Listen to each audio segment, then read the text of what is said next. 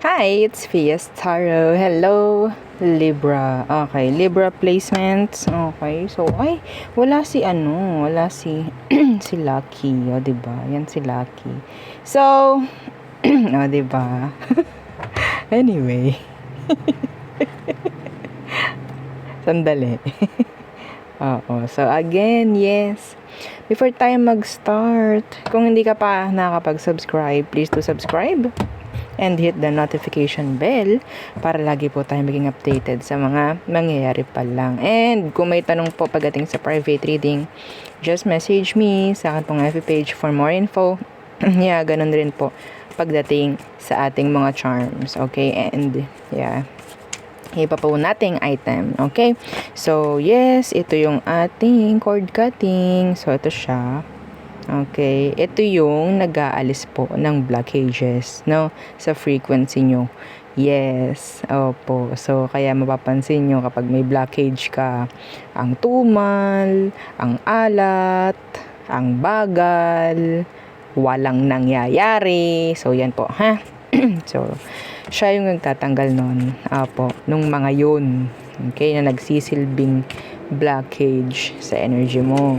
And syempre, para makapasok po yung mga ganda na biyaya, mga gandang blessings, opportunities, offer, 'di ba? And syempre, yeah, yung ating 2-in-1 love and money bracelet. Okay, so ganyan po siya, no? With citrine stone. Okay? And yeah, makapansin nyo may smoke sa gilid dahil tayo nag-cleanse. And syempre, yung ating granter. So, dito kayo makakapag-customize ng inyong mga ninanais, mga wish nyo, mga minamanifest nyo, yan. Kay granter po yun pwede, no? Dito hindi po tayo makakapag-wish. Ito ay makakapag-provide sa'yo ng kung ano ang dapat sa'yo. Okay? So, magkaiba sila. And syempre, yung ating mga evil eye, tawag dyan, protection. Okay, so ito yung ring natin, this is adjustable. Ito naman yung ating necklace, hypoallergenic, non-tarnish. Okay, so this is all unisex. Meron din tayong bracelets na evil eye protection. And syempre yung ating pang cleanse, okay, yan ngayon gamit ko. Kita nyo naman tayo ay nag smudge. Okay, gamit yung ating white sage, and yeah, yung isa po natin is yung pang-recharge yung ating crystal. Okay, so the selenite crystal. And syempre, yung ating bago na spray. Okay, so nakabox siya. Ito yung bago. So, humingi ako ng bago, pampakita dito, pang flex. Oo. So, ito ay Embrace Me. So, si Embrace Me, this is unisex by the way. So, yung dati kasi, ang ipina-flex ko dito is si Chase Me. Okay, so, pang babae talaga yun. Ito, this is unisex po. Dalawa yung ating scent. Okay, Embrace Me and Chase Me. Yes, pareho pong mabango. Okay, so, this is 50 ml by the way. Nasa box siya. Oo, so hindi ko na tanggalin. Mahirap na baka masira yung box, sayang. And syempre, yung ating isa pa. Oo, itong ating healing oil. So, ito naman po is magaling at maganda pagdating sa mga masasakit ang katawan, sa mga hirap makatulog. Iba pang job description, itong ating healing oil. Isasend na lang po namin sa inyo, no? Kung kayo ay interesado. Okay? So, this is white tea and ginger, yung kanyang scent, ang bango. Oo. So, yeah.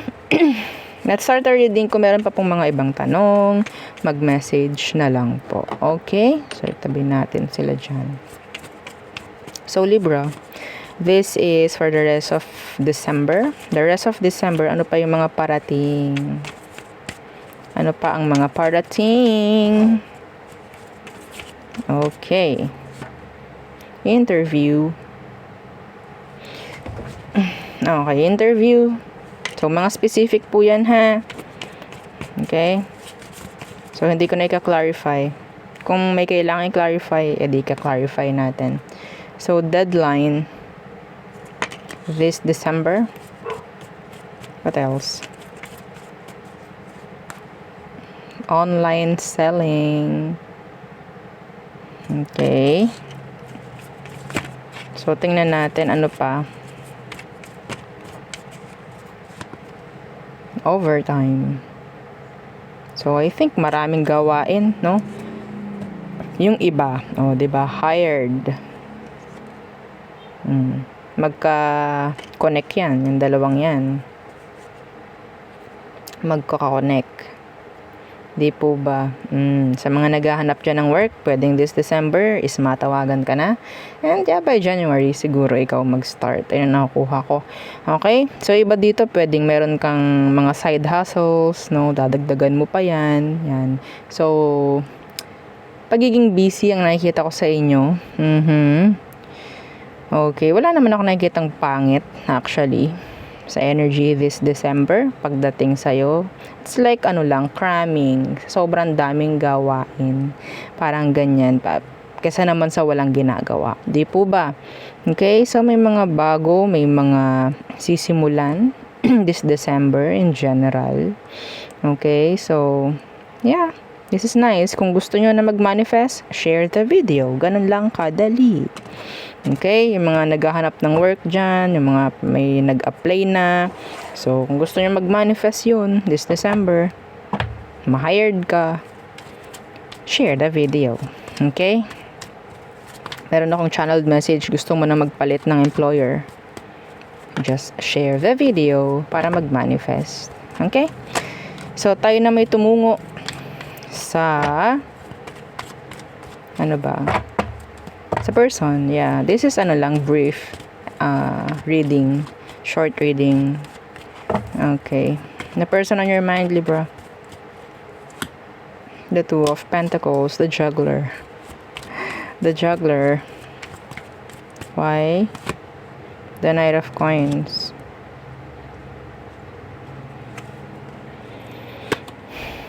Okay. So, para siyang lagi na lang, specific. Some of them, lagi silang nagdi-delay. Lagi silang, sabihin nating atrasado, mga ganyang bagay. Okay, so, delays, no?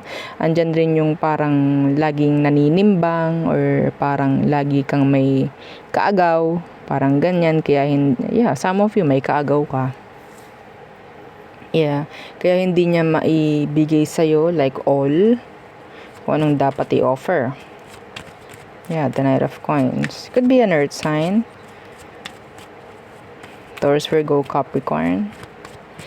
So, anong kailangan mong malaman? Anong ginajuggle ng taong to? Anong mga dahilan niya? Anong mga blockages dito? Anong kailangan yung malaman? There's blockages here.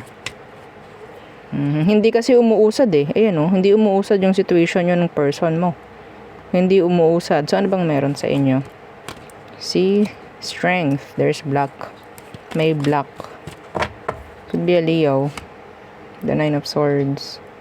Kung ano man yung mga gumugulo sa utak nito, yun yung mga nagsisilbing blockages. Okay? They're not that, sabihin nating hopeful sa mga ginugusto. Okay? Or sabihin nating hindi tayo pwedeng umasa sa kanya. Parang ganyan Temperance Universe. Hindi tayo pwedeng umasa na lang sa mga sasabihin nito, sa mga plano nito. Parang ganyan. Hindi ko alam kasi some of them talaga namang ang hirap din talagang asahan. No? Some of you want this. The Hierophant. This is commitments. Pero hindi maibigay. Yeah. Sila ang may problem dito. May drama. Okay. Ano ba talagang emosyon niya? Gusto niya ba talaga tong connection na to or what? The Queen of Pentacles and the Queen of Swords. Iba rito, pwedeng same gender. Some of you, siya ay talagang may mga option. Okay, pwedeng dalawa kayo, tatlo. And, yeah, see? The Three of Coins. The Ace of Swords. Itong taong to, ang kailangan niya is dumesisyon, mamili. Nahahati kasi siya, feeling niya nahahati siya. Kaya po ganito. Una pa lang, the Two of Coins. They're a juggler. Maalin. Mini, mini mo. Parang ganun eh, yung energy ng person. Namimili. Pwedeng dalawa ang person dito na kakonect niya. Okay, isa ka, may isa pang iba. Parang ganyan. So, nahahati yung emosyon niya pagdating sa'yo. What is their next action? Page of Cups. Sobrang liit, no? Na pwede niyang i-provide or i-offer. Some of you, this is just a plain sorry. Parang ganyan. Yeah, the universe in reverse. So, yes, walang masyadong malaki na action. Okay, it's like immature decision making. Parang ganyan. Okay? Pero, yeah. Hindi magagawa, hindi masasabi yung mga dapat masabi. Yeah, because of the blockage. Could be another person. So, kailangan yan talagang mamili dito. Hindi pwedeng pareho. No? Yung nakikita ko dito, natatakot siya na siya ay gumawa ng desisyon. Yes. Yung isa kasi, medyo, ito sabihin ko ha, medyo matapang. And pwedeng nandun din yung energy ng kasal. Yung isa naman, sabihin nating mapakabait. Kaya hirap iwan. Saan ka doon?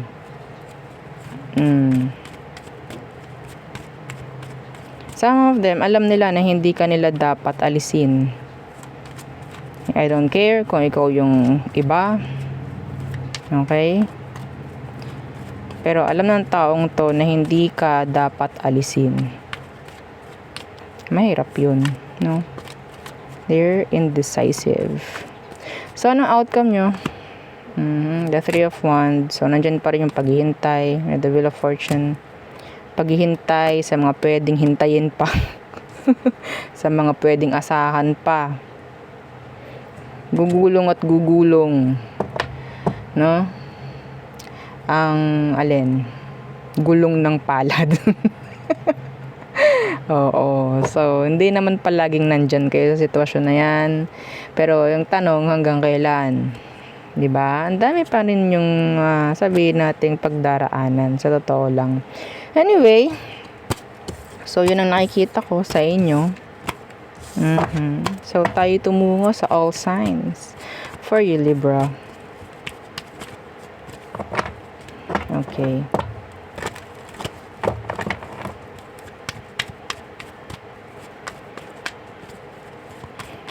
Okay. So, Aries. So, ending of a cycle. Or kailangan na talagang i-end to. Taurus. They're surrendering. Gemini. Some of you, there could be a Gemini na pwedeng into you. Some of them, pwedeng may offer sila for you. Cancer, they're bitter. Leo. Okay, so I think walang energy ng pagiging totoo with the Leo. Andun rin yung energy ng bitterness. Yeah, na nakuha ko kay Leo. Virgo, they're moving on. Libra, they're healing. Scorpio, may pagmamatigas. Sagittarius, a waste of time. A time waster. Okay. So, Capricorn, expect kung anong hindi mo ina-expect kay Capricorn. I'm hearing separation rin. So, Aquarius, may pagbabalik. Pwedeng bumalik si Aqua. Pisces, pwedeng manipula ka ni Pisces. Okay, so be careful. So there, yun ang aking reading for you, Libra placements. Again, please don't forget to like, share, and subscribe, and follow our FB page and isa po nating YouTube channel na nasa description box below. Again, thank you. Goodbye.